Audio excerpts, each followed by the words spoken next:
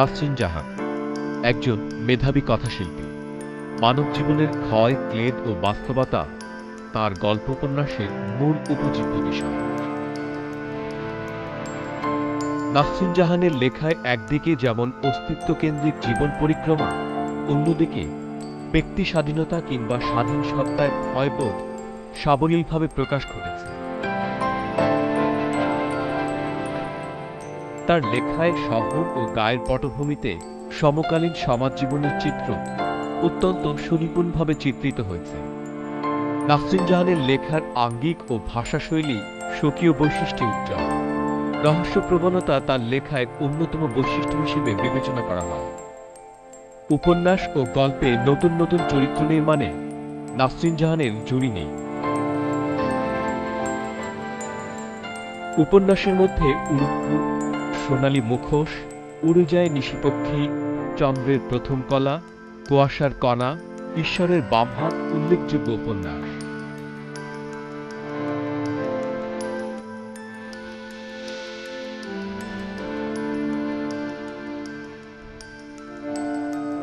গল্পের মধ্যে স্থবির যৌবন, বিপন্ন ছায়া, পথ বিপথ, সম্ভ্রম যখন অশ্লীল হয়ে ওঠে সহ উল্লেখ করার মতো আরো অসংখ্য গল্প উপন্যাস রয়েছে।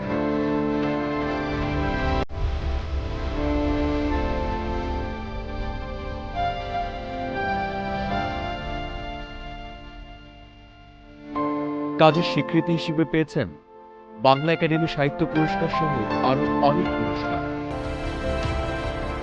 আজ আমাদের শিল্পবাড়ির অতিথি কথাশিল্পী নাসরিন জাহান।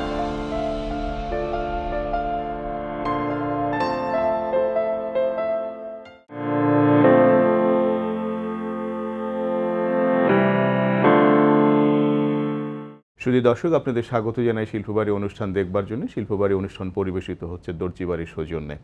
আজ আমাদের সঙ্গে আছেন শিল্পবাড়ি অনুষ্ঠানে বাংলা কথা সাহিত্যের এক অসামান্য কথাশিল্পী নাসরিন জাহান, এবং আমাদের সঙ্গে আরও একজন আছেন বরাবরের মতো অধ্যাপক শাহজাহান আহমেদ বিকাশ। বিকাশ ছবি আঁকবেন নাসরিন জাহানের। যখন নাসরিন আপার এবং আমি কথা বলবো, তার সুন্দর ক্যানভাসে অসাধারণভাবে তুলে ধরবেন তিনি বরাবরের মতোই। বিকাশ ভাই, আপনাকেও স্বাগত জানাই। নাসরিন আপা, কেমন আছেন আপনি? এই তো আছি ভালো। একটু বোধহয় মাঝখানে শরীর খারাপ ছিল আপনার। হ্যাঁ, ওটা তো যাচ্ছিলই। আমি এখনো প্রসেসে আছি। আপনি তো ময়মনসিংহের কন্যা, তো যদি আপনাকে বলা হয় যে আপনি ময়মনসিংহ গীতিকা থেকে উঠে এসেছেন অলৌকিক কথা সাহিত্যিক নাসরিন জাহান, কেমন হবে? কেমন লাগে? শুনতে ভালো লাগবে। মানে হয় না যে একজন লেখক, আমি নিজে চরিত্র নির্মাণ করি, সেখানে যদি নিজে কেউ বলে আপনি নির্মিত হয়ে এসছেন, তা আবার ময়মনসিংহ গীতিকা থেকে, শুনতেই তো ঐতিহ্য, যেটা পরম্পরা, শুনতে ভালো। রূপকথা সারা শৈশবে রূপকথার মানে ছিলাম, পাগল ছিলাম। মনে হবে যে অনেকদিন পরে কেউ রূপকথার মতো একটা কথা বললো। আপনি তো শুরু করেছিলেন ছড়া দিয়ে। হ্যাঁ, ছড়া। আপনার এক বান্ধবী ছিলেন, এখনো আছেন, তিনিও লিখছেন, পারভিন সুলতানা, তিনিও লিখছেন। তার হাত ধরাধরি করে আপনারা শুরু করলেন। আমরা মঞ্চে পড়তাম ছড়া, ইয়েতে পড়া। আর আমরা ছড়াটাকে যেভাবে, ছড়াকে খুব একটা মানে ছড়া বলে যেভাবে মানে করা হয়, খুব মানে হালকা করে দেখা হয়, আমরা খুব সিরিয়াসলি আমরা মঞ্চে টঞ্চে উঠে ফুটপাতে আমরা ছড়া। কত সাল তখন? আপনাদের বয়স কত? আমি ক্লাস 6, 7, 8-এ আমরা একদম খুব মুখরিতভাবে। ও এক ক্লাস উপরে ছিল আমার চাঁদেরহাটটা, ওর সোর্সে আমার চাঁদেরহাটটা করা।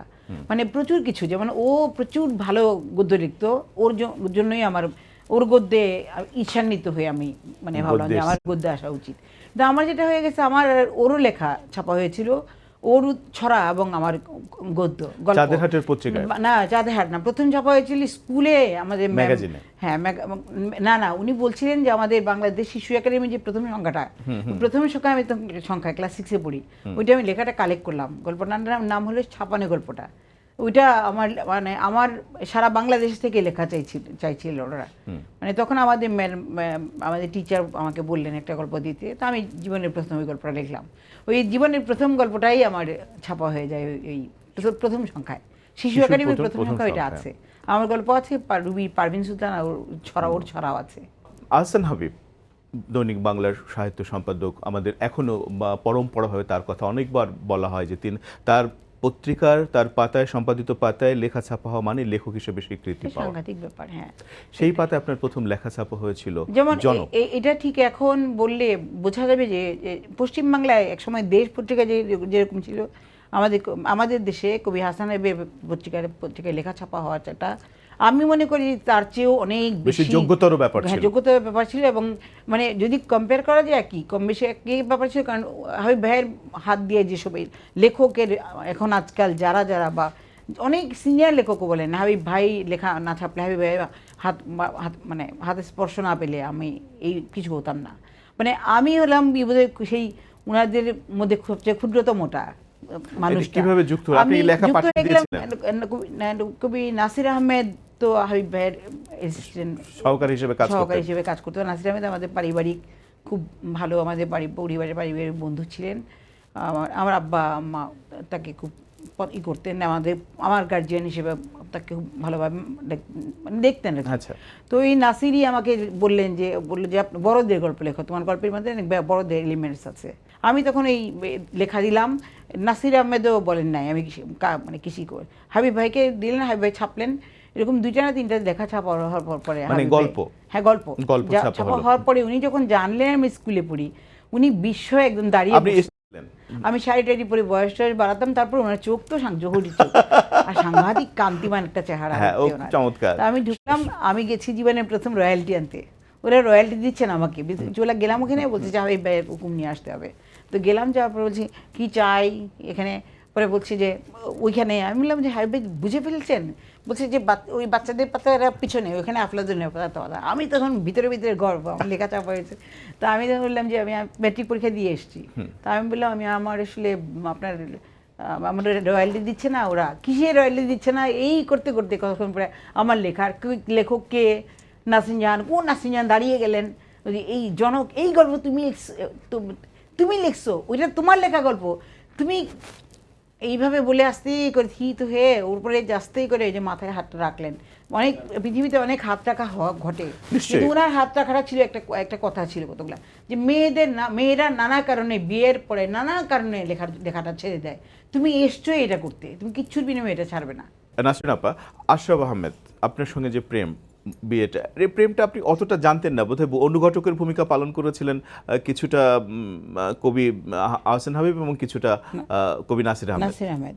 এটা কিভাবে হয়েছিল? এটা হয় কি, নাসির যেহেতু আমাদের পারিবারিক বন্ধু ছিল, আর আমি, আপনার আব্বা আম্মা চিনতেন ওনাকে? আব্বা আম্মা ভালো চিনতেন এবং আব্বা আম্মা ভরসাও করতেন তাকে। আচ্ছা আচ্ছা। যে বলতেন যে নাসরিন যেহেতু লেখালেখিটা পছন্দ করে, লেখালেখি জগতের লোক ছাড়া বিয়ে করতে চাইছে না, তুমি দেখো এরকম ব্যবস্থা করা যায় কিনা। আর আশরাফকে তো নাসির যেহেতু আশরাফের বন্ধু ছিল, খুব খুব পছন্দ করতো। আশরাফও সহজে কোনো মেয়েকে পছন্দ করছিল না। তো নাসিরের জন্য খুব ইজি, আমি তার নাসিরের প্রিয় মানুষ, আশরাফ তার প্রিয় মানুষ, তো যার ফলে আমাকে মানে এইটা খুব সাংঘাতিক, মানে আমার সম্পর্কে আশরাফের সম্পর্কে আমাকে অনেক বাড়িয়ে যায় আর কি, বলে এক ধরনের সম্পর্ক তৈরি করে দেয়, একটা কংক্রিট তৈরি করে দেয়, হ্যাঁ তৈরি করে দিল। আর আমি মানে যাতে আমি তো একবারে কথাই বলতে চাইছিলাম না, যে কোনো কারণ আমার মনে হচ্ছিল যে ও বলছিল যে গত বছর লোকটার সঙ্গে তোমার পরিচয় হয়েছে, তুমি কথা বলে দেখো। তাই মানে এক বছর আগে একটা লোকের সঙ্গে দেখা হয়ে থাকলে আমার মনে থাকার কথা, আমি খামাকে এত না মনে রইল না কেন, রইল না মানে সে তেমন আকর্ষণীয় নয়। আমি কিরকম টিউনিংয়ের মানুষ, আমি বললাম দেখো, আব্বা আম্মা যতই বলুক, আমি গত বছর তার সঙ্গে একটা পত্রিকা অফিসে, দৈনিক দেশ অফিসে নাকি আমার সঙ্গে আড্ডা পরে, এখন আমার মনে আছে, তখন মনে করতে পারছিলাম না। তখন সে আমাকে বলে চলো হাবিব ভাইয়ের বাসায় যাই। এই কথাটা এইভাবে আমি বলি না, আমি হাবিব ভাইয়ের বাসায়, কবি আহসান হাবিব, ঢাকা তো আমি চিনি না, কবি আহসান হাবিবের বাসার কথা বলে আমি ওকে আশরাফের বাসায় আশরাফ এখানে নিয়ে গে হাজির। তো ভিতরে গিয়ে আশরাফকে বলছে, আশরাফ শার্টটার পরে বেরিয়েছে, আর আমি হঠাৎ দেখে পরে মনে পড়লো, মনে পড়ার পরে আমি অলরেডি ঝগড়া লাগাই দিলাম এর সঙ্গে, কেন আপনি এরকম করলেন। আশরাফ যেটা আমাকে মুগ্ধ করে দিল যে আপনি একটু দাঁড়াবেন 1 মিনিট, হ্যাঁ আশরাফ বুঝলো ব্যাপারটা, কারণ আশরাফ অলরেডি এর মধ্যে একবার ময়মনসিংহ ঘুরে এসছে সে আমার খুঁজে, আমি তখন নানা বাড়িতে গেছিলাম, আমি ছিলাম না, মানে আমার সঙ্গে দেখা হয়নি তার। তো আমি এত গল্প জানতামও না। তো পরে যেটা হলো যে আশরাফ বেরিয়ে এসে বললো যে আপনি একটু থামেন, আমার একটা কথা বলি, এই লোকটা একদম নাসিরের কথা বিরক্ত হয়ে, এই লোকটা আপনাকে না বলেও আমার এখানে আপনাকে আনছে, আপনাকে না বলে আপনি এখানে যদি মনে হয় যে হয় যে আপনি মানে ভুল জায়গায় আপনাকে নিয়ে চলে আসছে, এটা হয়ে থাকলে কোনো ঝগড়া তর্কের কোনো ব্যাপার না, আপনি এখান থেকে চলে যান, গিয়ে বাইরে অন্য কোথাও গিয়ে ওনার সঙ্গে তর্ক করেন। আমার তো ইগোতেও লাগছে, আবার পছন্দও করলাম, ওই আর কি ভেতরে গিয়া কথাবার্তা হলো, এই মানে এক ধরনের সূত্র তৈরি হ্যাঁ হলো। একটা সূত্র তৈরি হয়ে গেল। সূত্র তৈরি হয়ে যাওয়ার পর আমরা মোটামুটি 3-4 দিন পরের মধ্যেই কথা হয়ে গেল যে আমি আমার বাবা মা কাউকে যাকে পছন্দ করবে তাকে সে বাবা মাকে গিয়ে বলে মানে দ্রুত জিনিসটা ঘটে গেল, বিয়ে হলো। জাহানের যখন গল্প পড়ি কিংবা উপন্যাস পড়ি, দুটো উপন্যাসের কথা বলি, বৈদেহী, যদি উপন্যাসের কথা বলি উরুক্কু, এখানে প্রচুর পরিমাণে অন্য সম্পর্ক, আমরা যে কিন্তু পরকীয়া এবং সম্পর্কের বাইরের সম্পর্ক নানা রকমের আছে। নাসির জাহান এগুলো কোত্থেকে এনেছে? এর ব্যক্তি জীবনে তো তার তো কোনো উপমা নেই।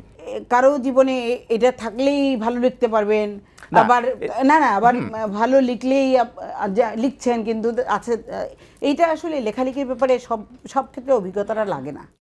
আবার হয়তো দেখা গেল আমি যা অভিজ্ঞতা নিয়ে আসলাম আমার জীবনে হয়তো আছে আরো মানে গর্হিত আরো কিছু আছে, রয়ে গেছে হয়তো আমি যেটা লেখায় আনিনি। মানে এরকম আমি আমার কথা বলছি না, যে কোনো লেখকের এটা হতে পারে। ইমাজিনেশন মানে আমার কল্পনা শক্তিটা আমার নিজের ব্যক্তিগত ক্ষেত্রে আমি নিজে মনে করি যে যতটুকু আমি এসছি, আমি প্রচুর যারা পড়ুয়া, প্রচুর যারা বিজ্ঞ, আমি তার ইচ্ছা করি তাদেরকে যে তাদের তুলনায় আমার জ্ঞান অনেক কম। মানে আমি ইংলিশ জানি না, ইংলিশ লিটারেচার সম্পর্কে আমার কোনো ইয়েই নেই, ধারণা নেই, কিন্তু আমার লেখা পড়লে অনেকেই বলছে যে বিদেশি লেখা যায়, যার ফলে ইমাজিনেশনটা আমার একটা সাংঘাতিক তীব্র একটা ইমাজিনেশন আছে। আচ্ছা, ইমাজিনেশনের পেছনে কি আপনার শৈশব কোনো কাজ করেছে?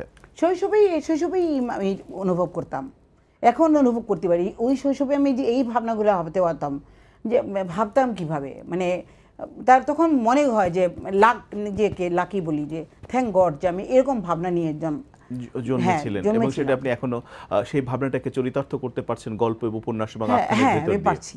যেমন আমার আব্বার কারণে, আব্বা ছিলেন খুব আব্বার খুব সংসার টিপিক্যাল সংসার বুঝতেন না। আমার আব্বা একদিন আব্বা হঠাৎ করে এক সপ্তাহের জন্য চলে গেলেন, বাজার টাজার না করে কোথায় চলে গেলেন। আব্বা দারুণ হ্যান্ডসাম এক লোক, তাকে না কোনো একটা নার্স হয়তো বলে বসলেন যে আপনি আমাকে একটা, ওই সময়ে সেই সময় আমি শুনলাম, আমার কানে এলো যে আমি শুনছি যে আমার বাবাকে বলছে, আম্মার সাথে গল্প করছে, আমার কানে আসতো যে একজন নার্স বলছে আপনার খালি একটা বাচ্চা নিব আমি, আপনি এত সুন্দর দেখতে, এত সুন্দর, আপনি এত হ্যান্ডসাম দেখতে, শুধু একটা আপনার বেবি আমি নিব। তো ওই সময় আমি এইসব, এটা আপনার মাকে বলছেন? আপনার মায়ের প্রতিক্রিয়া কি ছিল? আপনার মায়ের প্রতিক্রিয়া কি ছিল? আমার আম্মা তখন মানে আম্মা বলতেন যে আমি জানলে কোনোদিন এই সুপুরুষ বিয়ে করতাম না, আমার মেয়েদেরকে আমি চাই না কোনো সুপুরুষের বিয়ের সঙ্গে বিয়ে হোক, তোমাকে নিয়ে আমি এমন যন্ত্রণায় আছি, মানে এইসব।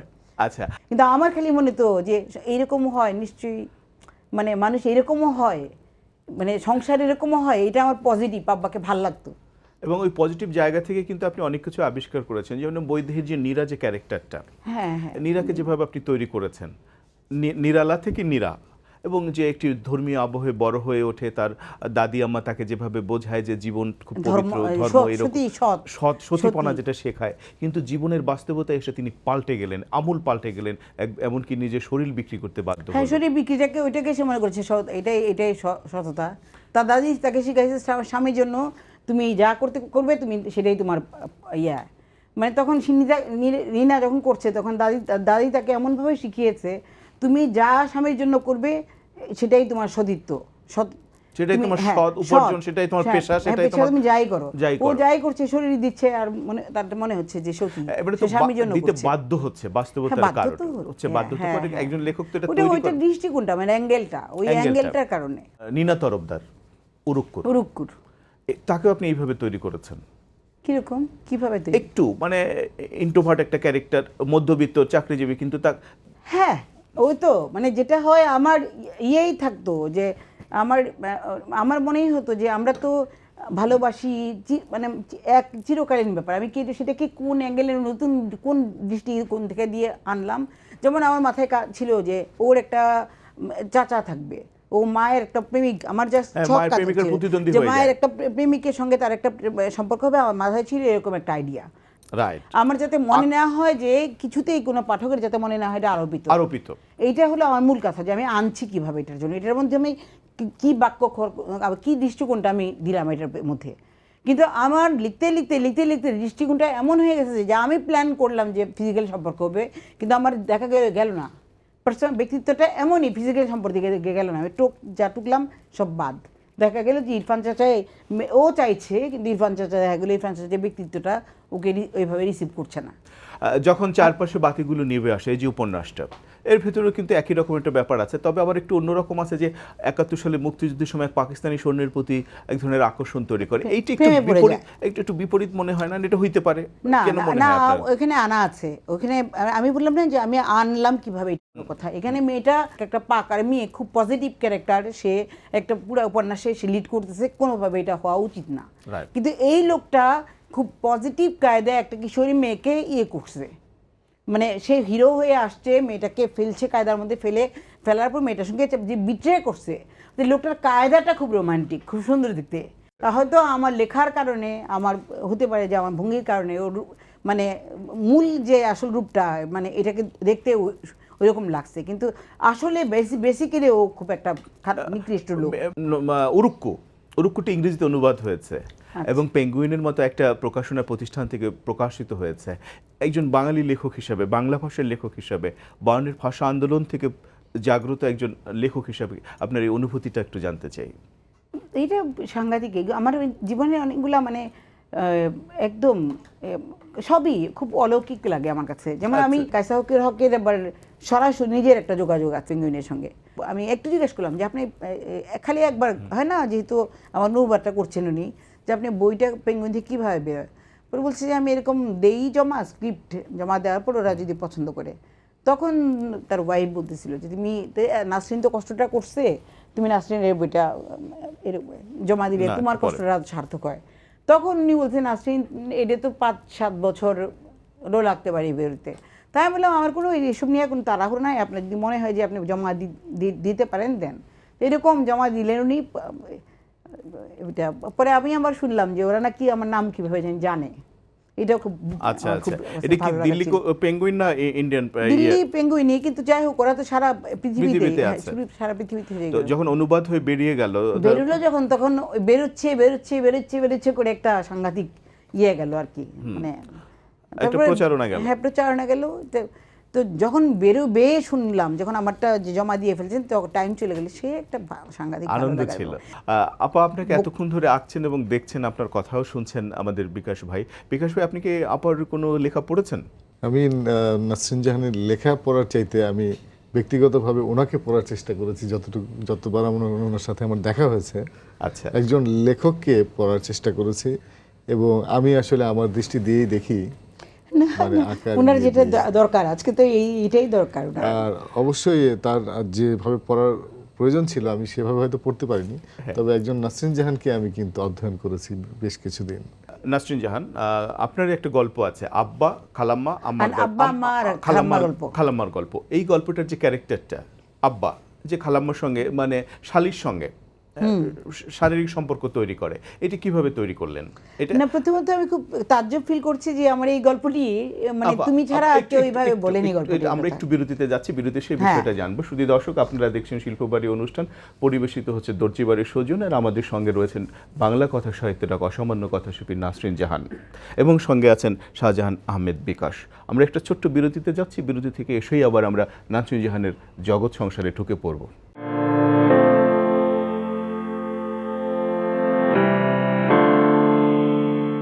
শুধু দর্শক, আমাদের সঙ্গে থাকবার জন্য কৃতজ্ঞতা জানাই। আমাদের সঙ্গে আছেন নাসরিন জাহান এবং আছেন বিকাশ ভাই। নাসরিন আপা, যে কথাটা বলছিলাম, গল্পটা, এই একটি গল্প আমি লিখেছিলাম। আমার একটু পক্ষপাত ছিল বলে নির্বাচিত গল্প বইয়ে এটা দেওয়া, কিন্তু কোনো গল্প নিয়ে অনেকবার শোনায়, এই গল্পটি নিয়ে প্রথম মানে কেউ একজন বলছে, আমি একটু চমকে উঠলাম যে এই গল্পটা নিয়ে মানে আমি শুধু ভেবেছিলাম, আমার বাইরেও কেউ একজন ভাবলো। আমার গল্পটা পড়ে আমার খুব ভালো লেগেছে। তোমার কোন জায়গাটা নকিংটা হচ্ছে যে বাবা, সে যে তার শালীর সঙ্গে যে একটা শারীরিক সম্পর্ক তৈরি করেছে, বাসায় সে আশ্রিত এবং সেটা পুত্র দেখে, এবং পুত্র যখন দেখে সে যখন বুঝে ফেলে এবং পুত্রকে সেটা বোঝানোর চেষ্টা করে। এখানে কিন্তু আচ্ছা, আমি যে রাইটার, তুমি একজন পাঠক, তোমাকে জিজ্ঞেস করি, তোমার কি মনে হয় যে মানে শালিকাটা খুব খারাপ?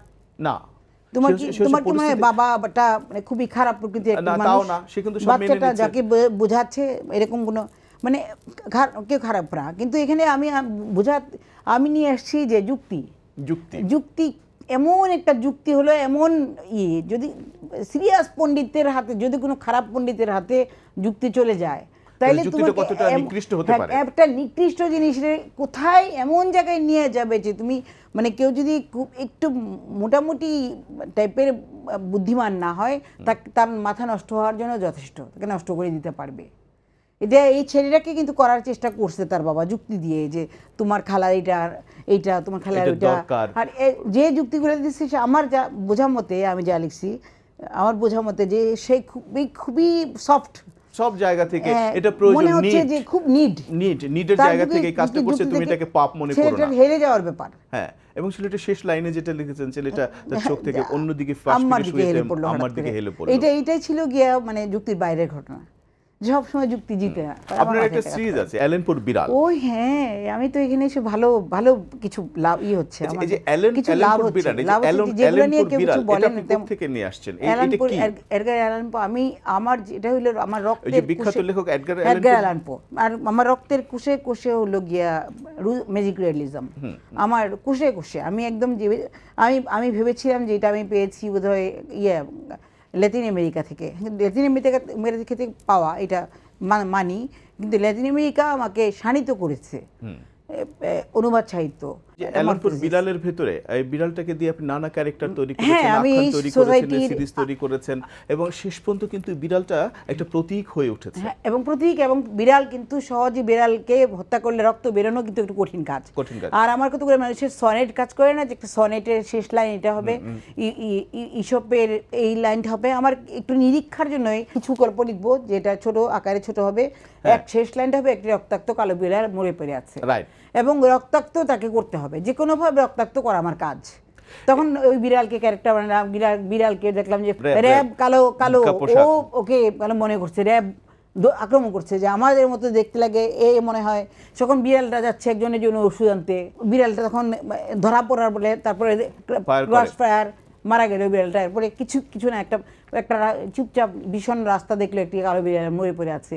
এরকম আমার 23টি গল্প আছে। আপনার একটা গল্প আছে প্রতিপক্ষ শকুনেরা। ও হ্যাঁ, ওইটা প্রতিপক্ষ শকুন, যে কুতুবুদ্দি এবং শকুন, এটা একটা ভয়াবহ পরিপ্রেক্ষিত। কুতুবুদ্দি যায় হচ্ছে ওই মাংস খেতে, দারিদ্র নিপীড়িতর ভেতর দিয়ে সে মরা গরু চামড়াটা ছিলতে যায়, ছিঁড়ে আনতে যায়, কিন্তু শকুনের কারণে সে চামড়া চিনতে আনতে পারে না, শকুনের সঙ্গে পারে না, অসহ্য শকুন। এবং সেই শকুন করে কি, এক পর্যন্ত ও হলো গরুটার থেকে কিছুটা মাংস নিয়ে সেটা সে সিদ্ধ করে যখন খেতে যায়, শকুনরা ওকে আক্রমণ করে, এবং একসময় একদম শেষ করে দেয়। এই গল্পটার এই আখ্যানটা মাথায় কেন এলো, কিভাবে এলো? মানুষের মতো আচরণ করবে না এমন কোনো প্রাণী নেই, যে কেউ করতে পারে। এটা হলো আমার লেখালেখির এথিক্সের মধ্যে, এটা হলো মূল ভাবনা, যে কেউ, আমি এটা কাককে মূল ক্যারেক্টার দিয়ে ওটার জন্য বাচ্চাদের গল্প দিয়ে করতে হয় না, মানুষের মতো ক্যারেক্টার করাবো, মানুষের মতোই কথা বলবে কাকটা, বা কাকটা কাকের মতোই বলবে, বা কিছুটা মানুষের মতো কিছু একটা বানাবো আমি তাকে দিয়ে, নাহলে মজা নেই। আবার এই সহজে ইয়েগুলো ছাড়া আমার মজা লাগে না। যেমন আমার তখন মনে হলো যে মানুষের শত্রু প্রকৃতি তোমরা ধ্বংস যদি ওইভাবে নেওয়া যায়, তাহলে ওইভাবে নিতে পারো, যে তুমি প্রাণীকে হত্যা করছো, প্রাণী দেখো তোমার বিরুদ্ধে, কিভাবে তুমি প্রাণী তোমার বিরুদ্ধে দাঁড়িয়ে, তুমি প্রাণীর চামড়া নিচ্ছ, চামড়া তুলতে যাচ্ছ, প্রাণী তোমাকে। এবং এর আগে কিন্তু ওরা কয়েক ভাই মিলে, এর আগে ওরা কয়েক বন্ধু মিলে কিন্তু জীবিত গরুর চামড়া ছিলেছিল। এটা কি তার একটি প্রতিশোধ হতে পারে? হ্যাঁ, এরকম ভাবাও যেতে পারে। আমাকে কেমন দেখায়, আমাকে শুনে কেমন দেখায়, হ্যাঁ ও ভালো তো গল্প টান। এই যে মেয়েটি, হ্যাঁ উত্তম পুরুষে সেই মেয়েটি, হ্যাঁ সে চুরি করেছে, ঘড়িটা নিয়ে চুরি করে, কিন্তু বলতে চায় না। আমার মাথার মধ্যে কাজ করছিল যে খুব কঠিন একটা গল্প লিখবো, উত্তম পুরুষে লিখবো, কিন্তু উত্তম পুরুষ নিজেও জানবে না যে এটা কাণ্ডটা তার গল্প, এটা খুব কঠিন। আমি নিজে এখানে দেখাবো উত্তম পুরুষ, যে আমি ব্যাপারটা ঘটিয়েছি কাণ্ডটা, কিন্তু এখানে এমনভাবে আমি আমাকে আনবো যে আমি নিজেও জানি না। এখানে আমার মাস শেষে যখন আমি বলবো যে হ্যাঁ কাজটা আমি করেছি, তখন আমিও যেন চমকে উঠি। রাইট, হ্যাঁ সেটা আর কিন্তু এই এখানে চেষ্টাটা একটু সার্থক হয়ে থেকেছে উঠেছে। যখন সেই মেয়েটি ঘড়িটা যখন ব্যাগ থেকে দিতে বাধ্য এবং দিয়ে যখন বেরিয়ে যায়, তখন আবার নিজেকে জিজ্ঞেস করছে নিজেকে- আমাকে চোরের মতো তাকে দেখায়, আমাকে ঠিক আছে আমাকে এরকম দেখায় না, আমাকে এরকম দেখায় না, ভদ্র মানুষের মধ্যে দেখায় না, 2 নম্বরই মেয়ের মতো দেখায় আমাকে, কিন্তু চোরের মতো তা নিশ্চয়ই না। এক রাতের রেস্তোরাঁয় এই যে গল্পটি, অনেক এক একটা গল্পের নাম বলছে এক একটা, না এই যে মানে- একটা নববর্ষের দিন, যেখানে সারা ইংরেজি নববর্ষের রাত, সারা শহর আনন্দে উৎসবে মশগুল, কিন্তু একটা মানুষ বসে আছে যেখানে সে ছিল, মেসে ছিল, মেস থেকে বেরিয়ে আসছে, সে আর যাবে না, কারণ অর্থ দেওয়ার টাকা সামর্থ্য তার নাই।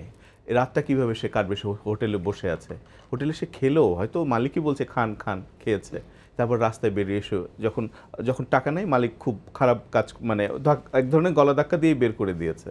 শেষ লাইনটা হলো যে আমি জয়ী হলাম, এবং সে কাঁদছিল।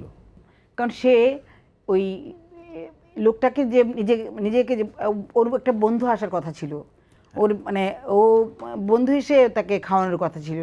আমি ভুলে গেছি যে হ্যাঁ, এটা গল্পটা- আসলে না, কি না, বন্ধুটা আসার কথা না, ছিল না, না, ওটা হলো না ভান, ও ওটা হলো হ্যাঁ ও ভান। একটা ভান করছে, ওই ওয়েটার জিজ্ঞেস ভানটা করছে, করে যে- ওয়েটার জিজ্ঞেস করছে যে কেউ আসবে কিনা। হ্যাঁ ওয়েটারের কাছ থেকে সে তো লাঞ্ছিত, তাকে লাঞ্ছনা করে, সে তো লাঞ্ছিত যে একটা মানুষ, এবং পকেটে টাকা না থাকাটা মানে একটা পুরুষ একটু বা একটা ভয়ঙ্কর মেয়ের জন্য ব্যাপার। এটা খুবই একটা খুবই ভয়ঙ্কর ব্যাপার। ব্যাপার। কোনো একটা অর্থ মানুষকে ব্যক্তিত্ববান করতে পারে না ঠিকই, কিন্তু অর্থহীনত মানুষকে দ্রুত ব্যক্তিত্বহীন করে ফেলে। right. এটা আমার রূপপুর একটা লাইন ছিল, এটা অনেক সময় আন্ডারলাইন হতো যে অর্থহীনতা মানুষকে এটা করে ফেলে, দ্রুত ব্যক্তিত্বহীন করে ফেলে। তো ও ব্যক্তিত্বহীন হতে হয় না ওখানে তার। হ্যাঁ। ও যেসব কথা বলছে বলে রেস্টুরেন্টের মালিক তাকে খেতে দিল, সে যে খাবারটা খেতে চাইছে, এই খাবারটা খেয়ে এসে ও ভাবলো যে আমাকে তো আর ওর তো লড়াই ছিল যাতে ওকে ওই লোকটা অপমান না করে এবং সে ওই খাবারটা খেতে পারে।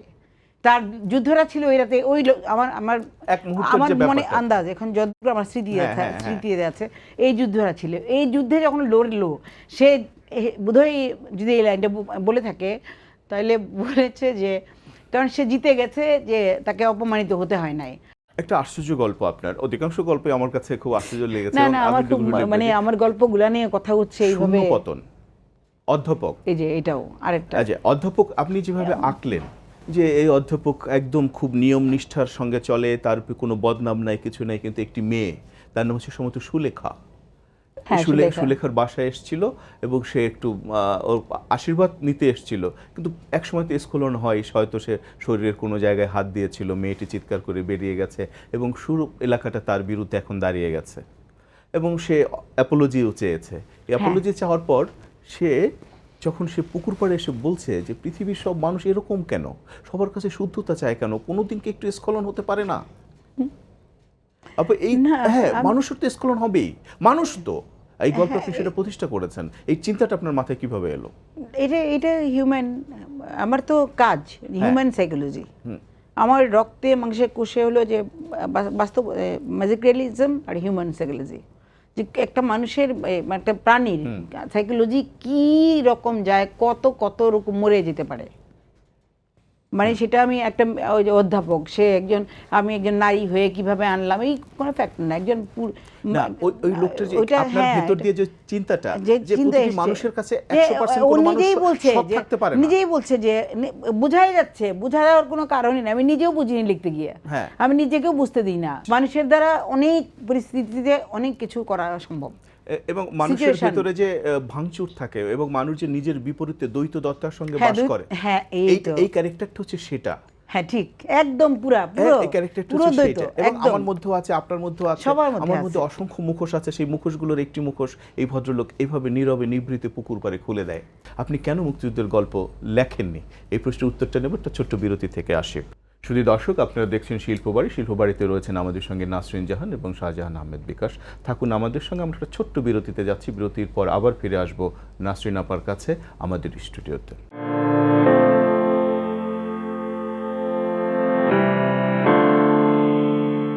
শুধু দর্শক, আমাদের সঙ্গে থাকবার জন্য কৃতজ্ঞতা জানাই। আপনারা দেখছেন শিল্পবাড়ি। শিল্পবাড়ি পরিবেশিত হচ্ছে দর্জিবাড়ির সৌজন্যে, আর আমার পরিধেয় পোশাকও সরবরাহ করেছে দর্জিবাড়ি। কথা বলছিলাম, আলাপ করছিলাম নাসরিন জাহানের সঙ্গে। নাসরিন আপা, মুক্তিযুদ্ধের গল্প নিয়ে কথা বলছিলাম।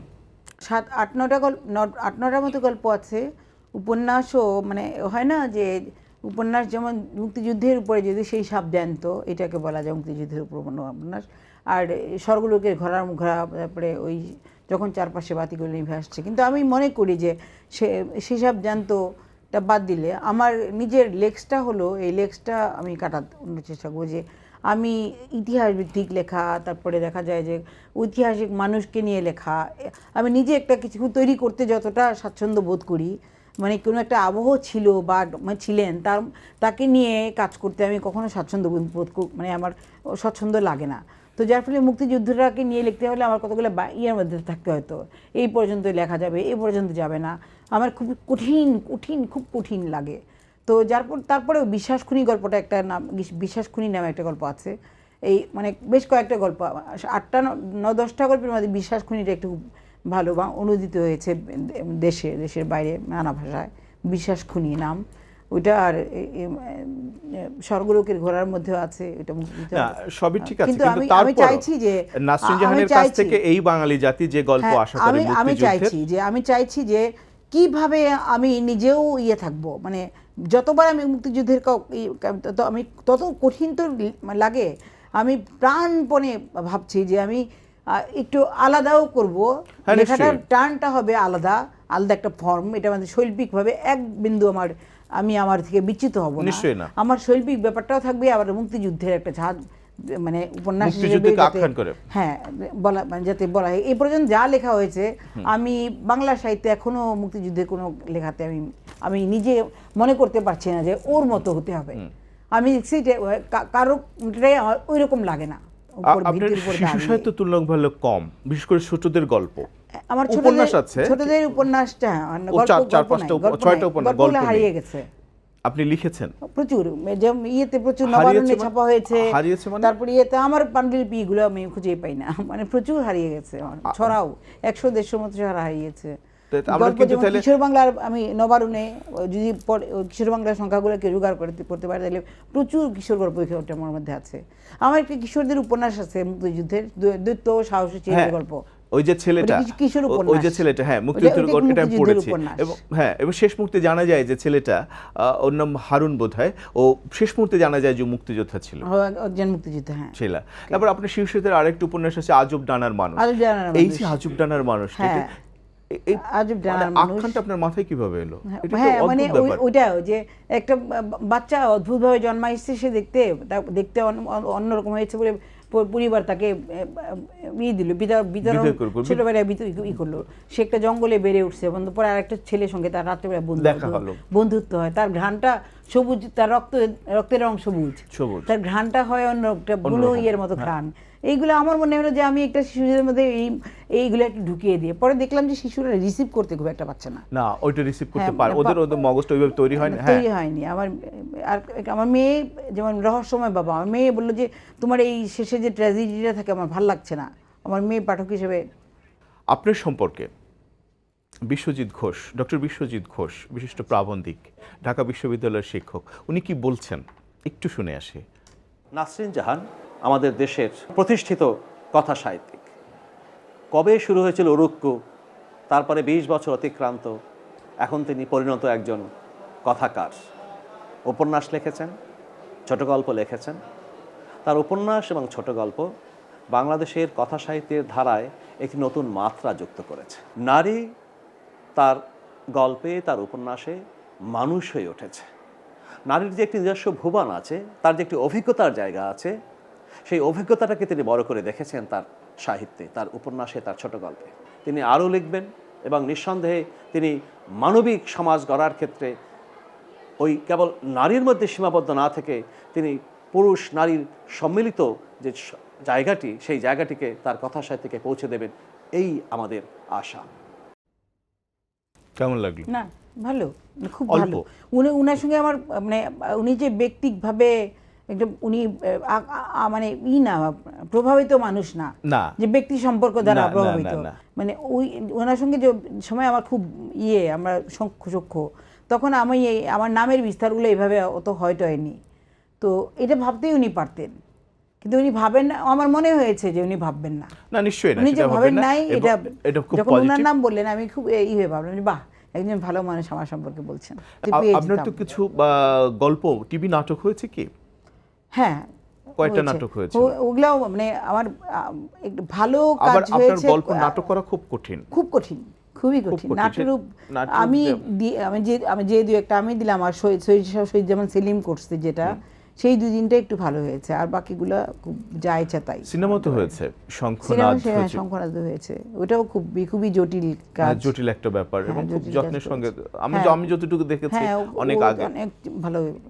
আবু সাইদ শঙ্খনাদ, ওইটা উপন্যাসের অনেক ভাগের এক ভাগ, একটা পার্ট নিয়ে করা। তারপরেও মুভিতে এরকম কাজ খুব আগে খুব একটু কঠিন হয়েছে। আচ্ছা, আপনার মঞ্চ নাটক কাফন হয়েছে, চুরি করে একটা লোক। আপনার মঞ্চ নাটক, মঞ্চের কাজ খালেদ ভাই আপনার বেশ তিনটা কিছু কাজ হয়েছে। উনি করতে পারেন আমার কাজটা। করতে পেরেছিলেন। 3টে মঞ্চ নাটক, মানে আমার নাসরিন জাহানের 3টি মঞ্চ নাটক নামের বই আছে, দুটো করেছেন খালেদ খান। উনি আমার টিউনিংটা যেভাবে জানেন, যেমন আমি মনে করি যে বাচ্চু ভাই যেভাবে সেলিম আল দিন জানতেন, তুলনা করছি না, উনি সাংঘাতিক উঁচু জায়গার ব্যাপার, কিন্তু আমারটা খালেদ যুবদা যেভাবে বুঝতেন, আমি একজন মানুষের সঙ্গে একটা কম্পেয়ার থাকে, একটা মনোসংযোগ থাকে, বোঝাপড়ার ব্যাপার থাকে। 3 নাম্বার নাটকটা আমি মানে অনেকগুলা ইয়েতে অনেকেই আমার নাটক চান আগ্রহ পড়ে, কিন্তু আমি দিলে দেখা যায় যে না, বলে না এটা না, অন্য কোনো কাহিনী দাও, মানে করতে পারছেন না। আমার দুইটা নাটক হয়ে গেছে মঞ্চস্থ ভালো, ওই দুইটাই করেছেন। সেই কোন দুইটা? সেই দুইটা কোন? রূপবতী হয়েছে আর স্বপ্নবাজ। প্রথমটা করেছেন নাগরিক নাট্য সম্প্রদায়, ভালো। দ্বিতীয়টা শুভচন। আপনার একটা বই, উপন্যাস শঙ্খনর্তকী, কলকাতার প্রতিভাস থেকে এবং বাংলাদেশ থেকেও বেরিয়েছে। এই যে কলকাতা থেকে বেরিয়েছে, একই বাংলা ভাষা, কেমন লাগছে, বা এটা কিভাবে যুক্ত হয়েছিলেন কিভাবে? প্রত্যেক কলকাতার প্রতিভাস সাধারণত কলকাতায় আমরা আমাদের এখানে সবাই বলে যে রয়্যালটিটা পায় না বেশিরভাগই, ওরা করে না, আর আমাদের বই করতে আগ্রহীও না আসলেও। এটা কিভাবে জানি প্রতিভাস আমাকে রয়্যালটিও দিয়েছে, আবার আমার দুটো এটাও করেছে, আবার উড়ে যায় নিশিপক্ষী করেছে, ভালো বিজ্ঞাপন দিয়েছে। হ্যাঁ, কিন্তু ওদের পাঠকরা মানে আমার গল্পটা আমি জানি যে বেশ কিছু মানে আমার পাঠক আছে ওখানে, কিন্তু গল্পটা আমাদের গল্প ওরা খুব একটা মানে আসলে নেগেটিভ ধারণা আছে আমাদের সম্পর্কে। হ্যাঁ, অভ্যাসটা গড়ে ওঠে নাই। আপনি এক সময় ঢাকা শহরে খুব ঘুরে বেড়াতেন, আমাদের সঙ্গে আড্ডা দিতেন, গল্প করতেন, এবং আপনি যে সহজ সরল নাসরিন জাহান, অমায়িক, হাসি, আড্ডাবাজ, কিন্তু যখন আপনার লেখা পড়ি, এই নাসরিন জাহানকে কিন্তু চেনা যায় না। কঠোর, নির্মম, নির্মেদ একটা গদ্য মনে হচ্ছে। এই আরেকজন, আমরা যে নাসরিন জাহানকে চিনি, আমাদের সঙ্গে যিনি আড্ডা দেন, যিনি কাঁধে হাত রেখে গল্প করেন, ইনি বোধহয় আরেকজন। এই দুই নাসরিন জাহানকে আপনি কিভাবে তুলনা করবেন? এখানে আমার একটা অভিজ্ঞতার গল্প বলি, যেটা কখনোই আমার মানে এভাবে বলা হয়নি, যে এটা আমার নিজেরও বিষয়ের ইচ্ছা ছিল মনে মনে, যে আমার যদি উপন্যাসটা কায়সার হক যদি অনুবাদ করতেন। আমি জানি কায়সার অনুবাদ করেন, কিন্তু আমি কাউকে তো সারতে পারবো না, কিন্তু আমি যে কোনোভাবে মনে মনে ভাবতাম যদি কায়সার হক আমার উরুকুটার অনুবাদ করতেন। আনিসুজ্জামান স্যারের সঙ্গে আমার ভালো বন্ধুত্ব, আমার তো অনেক রকম বয়সী বন্ধুত্ব আছে। তো আনিস স্যারকে আমি বলছিলাম যে আমার কায়সার হক করলে খুব ভালো, তো এই পর্যন্তই। তো আমি একবার যখন কেন আমি উত্তরটা দিচ্ছি, আমি ইয়েতে ঢুকলাম, বেঙ্গলের একটা প্রোগ্রামে ঢুকলাম। তো বেঙ্গলের প্রোগ্রামে ঢোকার পরেই ঢুকতেই ওই নাসরিন বলে উঠলো, মানে চারদিক থেকে। আমার এটা হয়, আরে আপনি মানে যাকে পাচ্ছি তাকে জড়ায় ধরে এই হইচই করছি। ওর মধ্যে বসা আনিস স্যার, নাসরিন, আমি বসে আছি, চোখে পড়ছে না। তা আমি তাকালাম, ও স্যার আপনি বলে এই করতেই উনি বলে যে তোমার পাশে বসে আছে, তুমি মনে মনে যাকে ভাবছিলে তোমার অনুবাদ করলে খুব ভালো হতো, এইটা উনি বলছেন ওনাকে, এবং আমার সামনেই। পরে বলছে কায়সার হক। আমি না পুরো ফিউজ হয়ে গেলাম, কেন উনি এমন গম্ভীর হয়ে বসে আছেন, মানে গম্ভীর হয়ে বসা একদম। আমি বললাম যে উনি যাও আমার বইটা পড়ে করতেন, আমার ব্যক্তিত্বের এই হাল দেখে উনি জিন্দেগিতে ওই বই আমার হাতেও নেবেন না। উনি যে ইনার অনুবাদ, রবীন্দ্রনাথ যিনি অনুবাদ করে, যার লেখা বই পেঙ্গুইন থেকে ছাপা হয়, উনি আমাকে যা দশায় দেখলেন, আমি বলার পর, কারণ উনি হাসিও নাই মুখের মধ্যে, আমাকে দেখে পুরো গম্ভীর একটা মুখ, আমি কোনোভাবেই করে।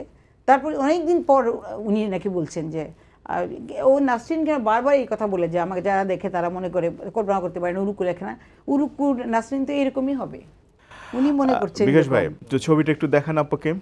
ছবিটা আপনি কতটা আঁকলেন, কতটুকু আঁকতে সমর্থ হলেন, এবং কিভাবে অনুভব করলেন নাসরিন আপাকে? এরকম একজন গুণী মানুষের ছবি আঁকতে পারা নিজের মতো করে, এটা আমি খুব ভালো অনুভব করছি এবং ছবিটি হয়তো ওনার মতো না হতে পারে, কিন্তু আমার দৃষ্টিতে আমি ওনাকে এঁকেছি। আচ্ছা, চমৎকার, যান।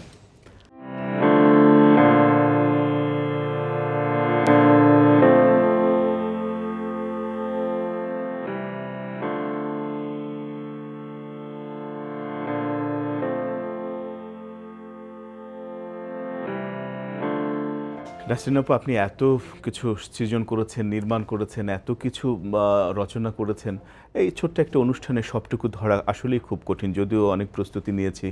আপনি শিল্পবাড়িতে এসেছেন এবং অনেক কথা বললেন, সঙ্গ দিলেন, আপনাকে কৃতজ্ঞতা জানাই। আর আমার এই যে এত কিছু বলছো, আমিও এত কিছু মানে আমার সম্পর্কে কোনো প্রোগ্রামে আমার শোনা, তারপরে আমি যে বিষয়গুলো নিয়ে আগে শুনিনি সেই বিষয়গুলো নিয়ে শোনা। আর আমি যেহেতু খুব মাঝখানে অসুস্থ ছিলাম তীব্রভাবে, আমি আমার লেখা থেকে সরে গেছি। সেই লেখাগুলোকে আবার নিউট্রালি আমি মানে বলতে পারলাম নিজের সম্পর্কে, কোনো একটা দূরে দাঁড়িয়ে এই প্রথম মনে হলো নিউট্রালে দাঁড়িয়ে বলতে পারলাম কোথাও এসে, মানে ওরা এতটা ক্ষণ আমার সমস্ত কিছুর জন্য আমার এই মানে এই শিল্পবাড়ির এখন না যারা আমাকে এই কথাগুলো বলালো, যারা আয়োজনটা করালো, যারা এই মনের শক্তি, মানসিক শক্তিটা আমাকে দিলেন, এবং এত একটা ভালো লাগা এবং চূড়ান্ত আত্মবিশ্বাসও আনন্দ, তাদের কাছে আমার কৃতজ্ঞতার কোনো সীমা নেই। আমি আজীবন আমার মনে থাকবে এই প্রোগ্রামটার কথা। বিকাশ ভাই, আপনাকেও ধন্যবাদ চমৎকার ছবি আঁকবার জন্য, আমাদের সঙ্গে থাকবার জন্য। সুধী দর্শক, আপনারা এতক্ষণ দেখলেন শিল্পবাড়ি অনুষ্ঠান, পরিবেশিত হচ্ছিল দর্জিবাড়ির সৌজন্যে। আর আমাদের সঙ্গে ছিলেন এই সময়ের অসমন্বয়ক কথাশিল্পী নাসরিন জাহান। শুনলেন তার বিচিত্র কথা এবং অভিজ্ঞতা। আপনারা যে যেখানেই থাকুন, ভালো থাকুন, কুশলে থাকুন, সুন্দর থাকুন।